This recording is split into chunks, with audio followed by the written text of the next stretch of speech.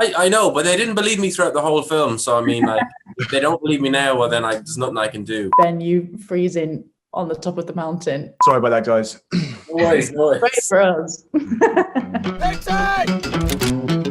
fella you ran into was coming to kill me. Sir. Is he dead? No, he's having a fucking nap. Yes, he's dead. What's in the bag? Guessing you fellas aren't used to being in the hot water you find yourselves in currently, is that correct? One deal. It's way too big for you, trust me. Oh, sorry, Mr. Pablo Escobar. Welcome to Sligo. Olivia, I wanted to start off. What was it about the role of Pixie that appealed to you? I just liked how she was very unapologetic about being so conniving and naughty and mischievous and a little bit manipulative with the two boys. And I thought that would be really fun to play. And Daryl, I was wondering, because obviously this feels at times like a 90s throwback to those kind of fun gangster road trip movie type things. Were there any particular influences you took from any other movies?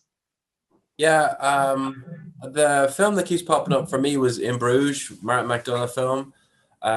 Just because I think obviously the dynamic between the three characters is very fun and light, but at the same time, what they find themselves in can feel quite dangerous and, with high consequences. So that really came up for me a lot, I think, whilst reading it.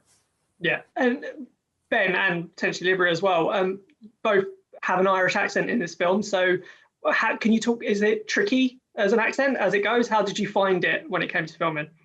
Yeah, it was pretty terrifying, to be honest. It's not an accent that I feel particularly comfortable with, or didn't at the start. But we were lucky to work with a dialect coach called Nick Trumbull, who was great, and to have Daryl on set every day to consult. There was lots of going up to Daz and just being like, Daz, how would you say this? Daz, how would you say that? Does that sound all right? Does it sound all right?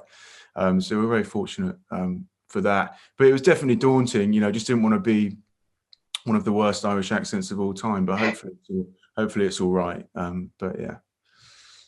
And Daryl, did they pass muster? Did it take a while to come to them, or how do you feel? Flying colours. No, I thought the guys did an incredible job, and I was always telling them this on set, but they're absolutely. They don't look like they believe you somehow. I know, but they didn't believe me throughout the whole film. So I mean, like, if they don't believe me now, well, then there's nothing I can do. But no, I thought they did an amazing job. And again, I sat in with some of the dialect sessions with Nick Trumbull, and he was very, very good, very specific, because I grew up around that area, and he was getting the sounds exactly as I would have heard them growing up. So great. And the movie itself looks gorgeous, like makes the most of all the Irish landscapes. And how did that help when it came to filming? Because you're literally in the yellow car that you're in for most of the film, going around these landscapes. Does that help you get into character more? Yeah, and it was also a sight for sore eyes. We were driving around in this little car that was quite dingy and falling apart. But then you've got the flip side of just all this sprawling, lush landscape that I'd never seen before. I hadn't gone to I hadn't been in when we shot the majority of it in Northern Ireland, and I'd never been there before, so it was great for me. And I was wondering, you've all been in notable franchises with big fan bases, like Ben with X-Men, EastEnders, Olivia, you had Ready Player One, Daryl, Peaky Blinders. How does it feel when you're doing this kind of original movie, which are very few and far between a lot of the time? Does it feel freer in some ways because you don't have expectations from fans? Yeah, I think for me, like, having get involved in a franchise, there is kind of already an element of expectation, maybe, or kind of you have a sense of what the kind of formula is or something. But doing this, I think the three of us just really fell in love with the script, and we had to just kind of come together and kind of use our, our chemistry as people to try and make it. And so that was probably the most exciting thing, because you have a script, but you don't know how it's going to, how it's going to come to fruition. And that was just every day when we came in, we just had fun, and we kind of discovered it as we went along. The Olivia, for Pixie's character, it goes into some dark places with the backstory, especially as it comes towards the end of the film. when you were reading it on script, were you all surprised by the twists and turns this takes and the darker elements of the character?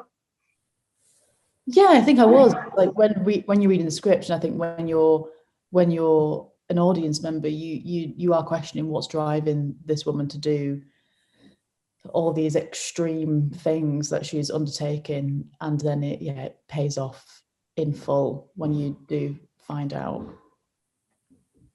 Definitely. Ben and Daryl, I feel I need to talk to you about what's going to be the most talked about scene probably in the film, with the best way of describing it is the threesome scene, sort of, or failed threesome, interrupted threesome.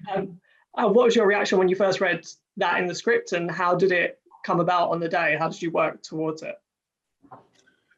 I thought it was an interesting scene. I thought it would serve the movie well. I wonder what the guy's breath's going to be like. That I'm gonna spoil that. But yeah, it was, and then filming it. I think that by the time we filmed it, we'd been working together for about 4 or 5 weeks and hanging out and socializing. So it was all pretty. It didn't feel too awkward, did it? I think there's bound to be some awkwardness in that situation, but I think we kind of threw ourselves into it. Yeah, what Ben said, I think we had been so comfortable with each other for that. By the time we even got around to that scene, it was just a bit of fun. We were just, laughing our way through it, and yeah, it was what it was. How did you work before filming? How did you all work together on the chemistry behind it? Because it's instant on screen. Did you spend time in rehearsals beforehand working out both Ben and Daryl, your characters' backstories, and Olivia, how you would play off against these characters?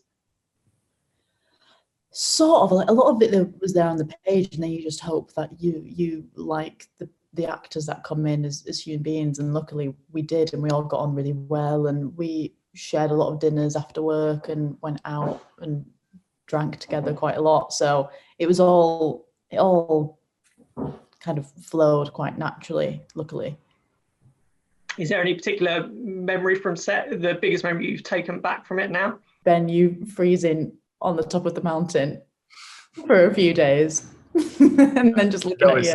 Yeah, we had a lot of fun on set, apart from, well, they still had fun, but there was 3 days where I don't do well in cold weather, and I just became very introverted and introspective, and yeah, I was just miserable for about 3 days. So it brought the whole energy down for about 3 days. But luckily, we were shooting quite serious stuff at that point, I think. So yeah.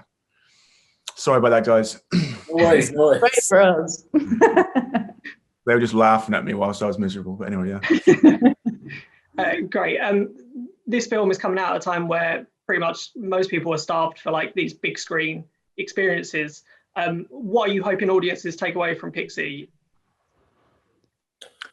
Go on, Daz. You go.